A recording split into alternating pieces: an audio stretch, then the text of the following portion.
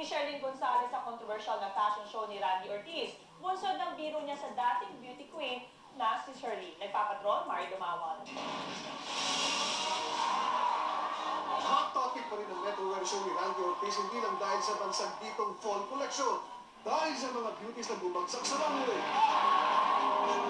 Kundi dahil din sa isyong pasaring umano ni Chris Aquino kay Sherlyn Gonzalez. Patungkol umano ito sa blue and dark brown na outfit ni Sherlyn na naiba sa black and white motif ng mga celebrity clients nung gabing yun.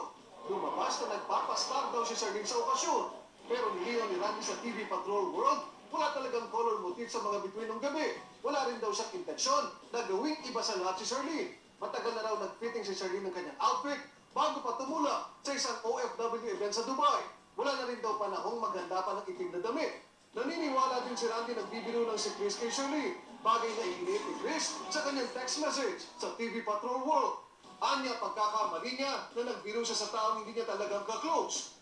Ibinalik pa ni Chris ang issue nang mapagbintangan siya noon, kaugnay sa pagkansela sa show ni Sherlyn sa ABS-CBN na hindi naman daw totoo dahil hindi siya nagkaroon ng weekend show kapalit ng programa ni Sherlyn. Pakiramdam din ni Chris, hindi siya gusto ni Sherlyn at nagkamali siya nang binigyan niya pa ito na isa pang rason para hindi siya magustuhan ng host. Inunawa na lang daw ni Chris ang sitwasyon kaya agad siyang nag-sorry kay Sherlyn noong gabi din yun.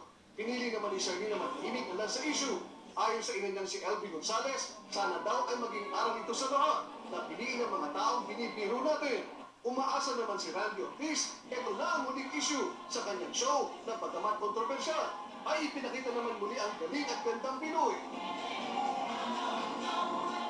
Mario Dumawal, Patrol ng Pilipino.